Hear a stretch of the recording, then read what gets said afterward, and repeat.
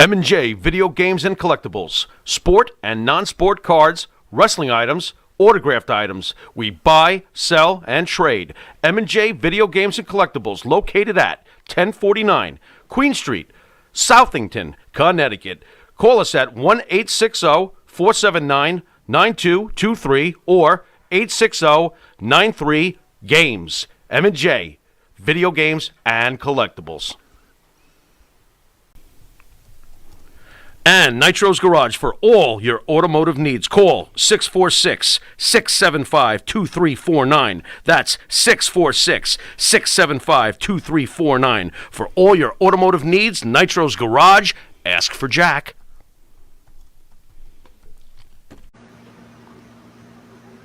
How about some stories, if you have some, of a couple of other legends from that area that left us too soon? Gino Hernandez, Chris Addams. Any stories about those folks? Oh, yeah. Gino was a great worker. So was Chris. It was.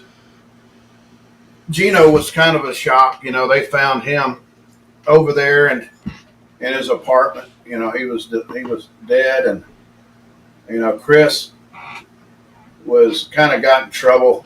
You know, Chris was a drinker, kind of a blackout drinker. He had gotten, I think he had some legal trouble when he got,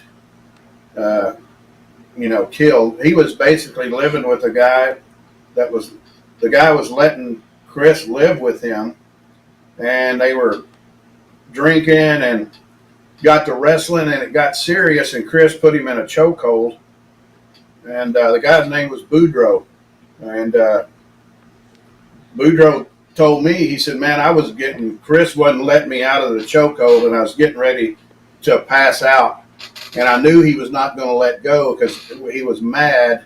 The play turned into a real fight, and they fell back up against the headboard on the bed, and the guy had a holster with a .357 in it, and he grabbed that gun, and he was put it on Chris's leg. He was going to shoot him in the leg to get him off of him, and right when he pulled the trigger, they moved, and it went right up through Chris's torso, through his heart, and killed him. So that was tough too, because I'd worked with Gino and Chris a lot too, and they were both just really, really good workers. They were mainstays here at World Class, you know. I got to ask you while I have you, because I wouldn't forgive myself if I didn't ask you, since you knew the Von Erich family so well. I always felt that David was destined for great, great things, and I feel that he was the greatest of the Von Erichs. I mean, ultimately, Kerry is probably the most famous of them, but I feel like David was cut short. Was David headed for serious world championship aspirations? Because I felt he had the real total package as a professional wrestling product. Any thoughts on that? Absolutely. Everybody will tell you David was the best worker by far. David understood the business, the psychology of the business. He was going to take over World Class. He was going to step in Fritz's place because David had a business head on his shoulders and understood the business really, really well. And that really changed. Him passing away changed the course of what happened with World Class tremendously. So, yeah, David was the worker. I watched David work. He could work, man, and he had the business sense. And not that Kerry and Kevin didn't, you know, but he was the one that was going to take it over and run it. Can I ask you about when David passed? Again, we're just fans. We don't know anything. You hear so many different stories, one being the abrasion and then one being that he OD'd on drugs. Do you know anything behind the passing of David? I do not. I don't know anything other than what everybody else, what's been written or whatever.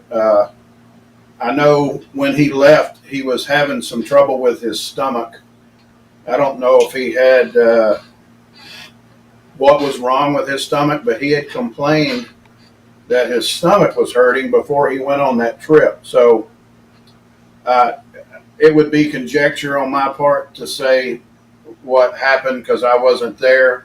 But, you know, they say he died of enteritis. I think he had some type of intestinal problem, and that's all. That's all I know. I didn't hear anything else, or So- what all the rumors. But it's like I said, it'd be conjecture on my part. You on a personal basis, right? You guys are all rock stars in Texas at this point, and now worldwide you're becoming rock stars. Clearly drugs was a big part in the industry, just not in Dallas, but all over the world, right? Yeah, For you as a wrestler. How did you stay out of that game and survive? Well, I mean, I'm no saint, and I'm not going to portray myself as a saint. I had my bouts with alcohol and prescription drugs and stuff like that, and I think a lot of it, you work so hard and you travel so much. I think with me, it was kind of like when I had some time off, it was like I treated myself to, something to maybe escape some of the pain or escape reality or whatever you're wanting to do. But like I said, I'm no saint, but I woke up one day and it's 23. I haven't taken anything other than what a doctor has prescribed me since May 10th of 1993. I've been over 30 years now. Awesome. I'm clean and sober with absolute 100%. Tell us about the Freebirds. And how is Michael Hayes? Is he full of himself? Because he really ruined this poor guy when he ran into him in an airport. How was Michael Hayes in the Freebirds? Michael, lived his gimmick, which really, if you don't live your gimmick, you're selling yourself short. So I agree. every professional wrestler has to have a bit of being full of himself. Yep. Because if you can't separate your personal life and your business life, you're basically a product.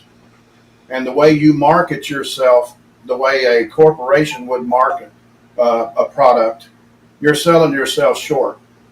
I acted completely different on TV as Brian Adias as I did people. I've always had everybody that's ever met me say, "Man, you're one of the most intelligent, nice and guys I've ever met." Because I can't go out and talk shit to people and be Brian Adias all the time. So when people met me, I wanted to be impressive as a human being, and not be all that. But when I was at a wrestling arena or something, I was certainly in character, and you have to be. But yeah, Michael had a strong, personality, and he lived the business. He's done well for himself. He's up in WWF, Vince's office, and one of his right-hand guys. So he's done something right, man. So Michael's a smart guy too.